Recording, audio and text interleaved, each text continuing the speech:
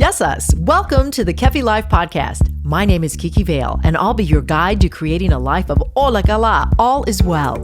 Together, we'll get back to the basics, and we'll explore fresh new ways to flourish in mind, body, and soul the Greek way. You can look forward to interviews, stories, essential self-care strategies, recipes, and actionable takeaway Ola Kala moments. This is going to be so much fun. Let's get going. Πάμε! How do couples keep each other healthy and well? Is accountability a part of it?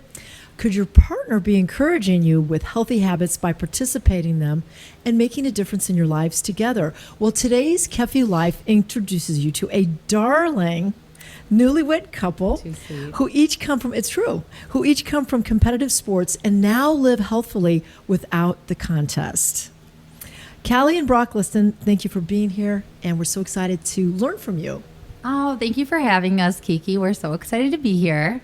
And you truly fit the role of fit. and yeah, I mean, you guys look great together. It looks like you do things together. But first, I want to talk about your backgrounds in sports. We'll start with ladies first. Well, thank you. Yes, so I grew up playing volleyball my whole life, all the way to college, and now I'm just playing in adult rec leagues. And then Brock.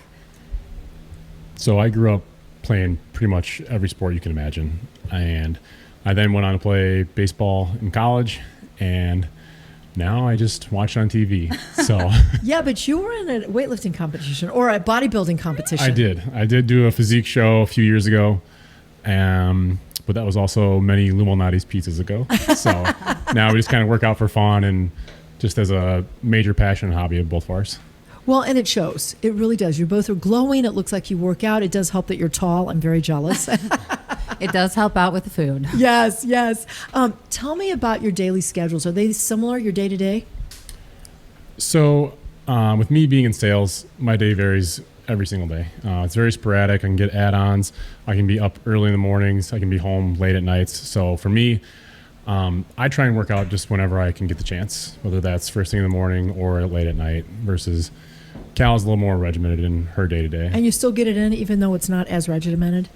For me, it's an absolute anchor in my life. And Good. Whether it's, walking for 30 minutes or going to the gym, I need to do something every day just to be active, stay on top of it. And I think it's, something to be said, not the intensity, but the consistency of getting things done. I love it. And that's so true. So true.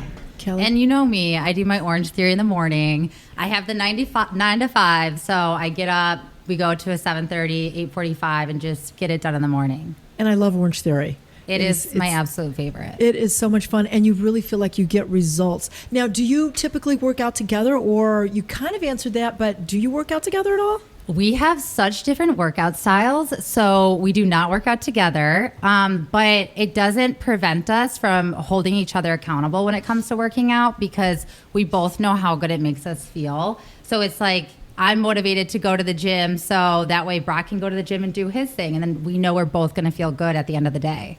So after college, like in college, your nutrition and your fitness is quite different than what you're living now. How has it changed, and how do you deal with it to stay in shape?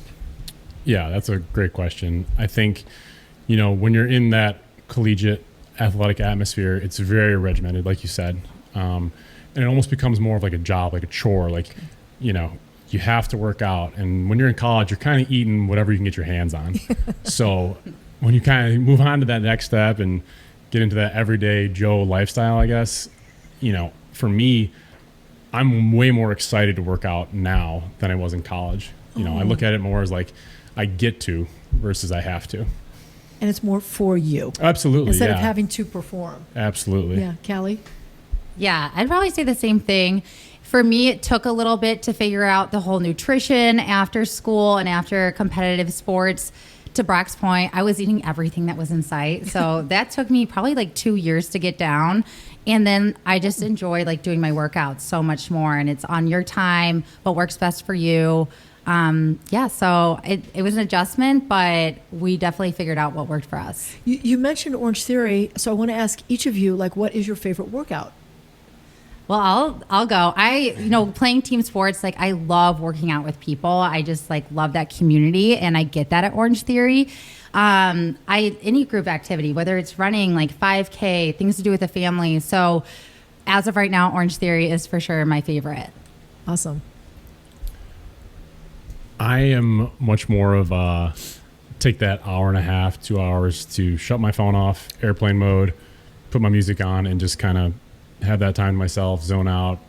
And it's really the only, I mean, we're so busy every single day with work, with calls, with text. It's a great time to just kind of like step away from it all and do something for yourself. But we also, you know, we like getting outside when we can. The 2 or 3 months in the Midwest we can. Yes, but yes.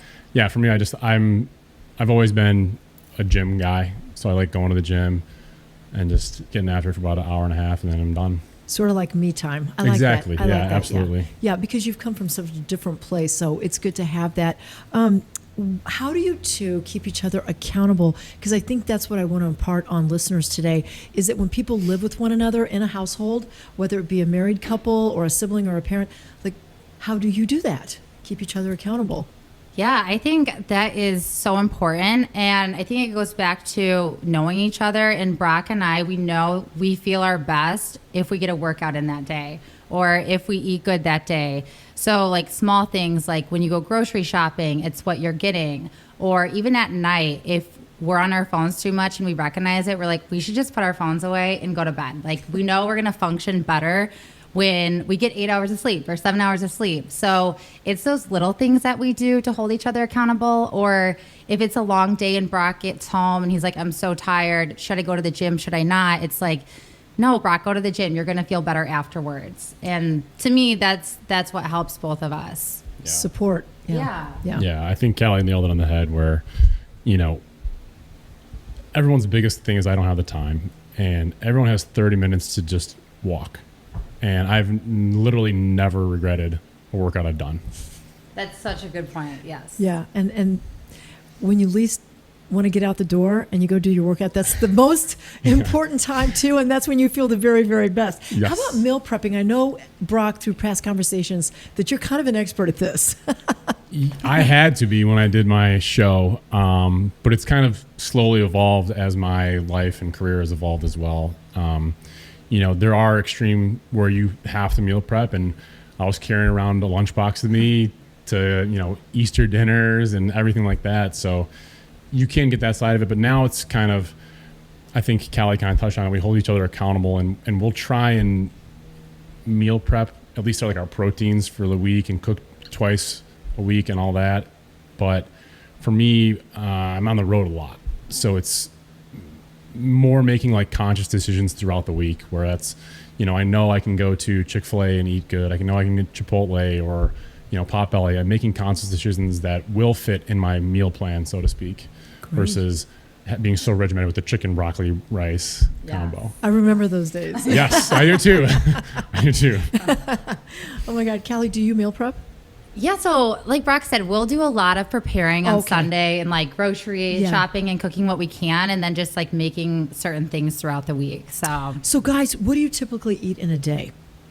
We keep it pretty simple throughout the week, and we love going out to dinners. We love doing things on the weekends, but I'd probably say for the most part we're having like oatmeal and some sort of protein shake with blueberries in the morning. We'll do some sort of protein and carb at lunch, and then dinners, we kind of alternate through our favorites, and it's typically like a protein, carb, and vegetable.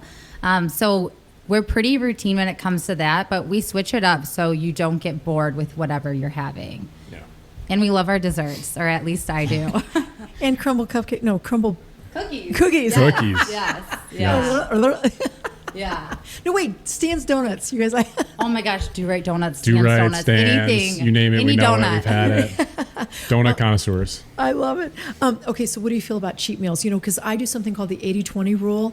Yes. So I try to eat lean and clean 80% of the time. But cheat meals, how do we address those with each other? I mean, that's the most important question there is probably today is our cheat meals.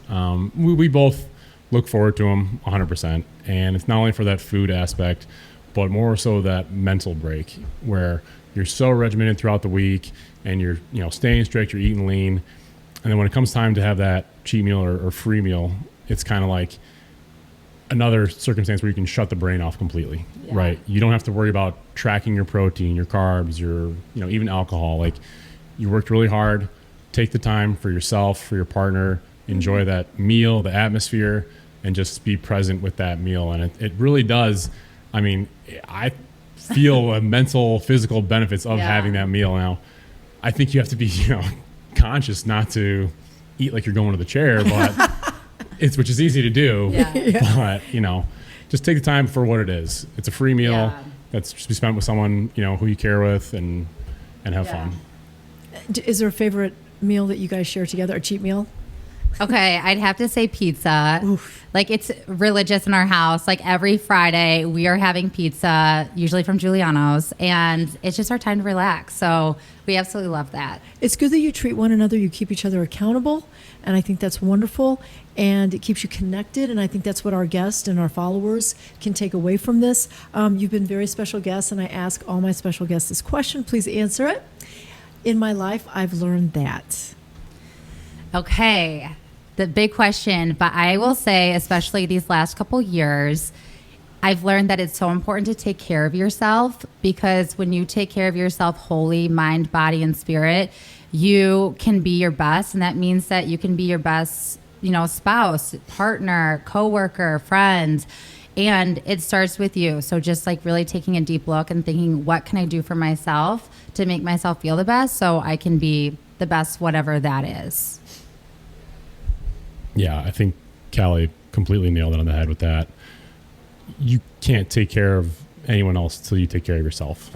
And I think a quote that just rings very true is, it's not the years in life, but the life in years. So that to me is, I'm so passionate about health, fitness, taking care of yourself, but it's really who and how you spend those years with. And you two do it very well. Well, you do it very well. We're 1 year in, so. Hey, to this summer.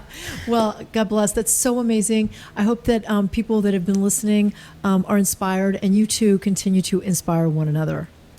You inspire us, Kiki. Yeah, we thank you so much. Thank you. Happy to be here. And love you too. Thank you so much. Of course. Thank you. Kiki Vale is the founder of Kefi Life. She is passionate about whole person wellness and living a fulfilled life. Her Kefi Life podcast is created to simply and naturally help you harmonize the mind, body, and soul the Greek way. Visit KefiLife.com, at KefiLife365 on Instagram, and check out Kiki Vale on LinkedIn and on Twitter. Join us again next time for more positive energy and inspiration on Kefi Life.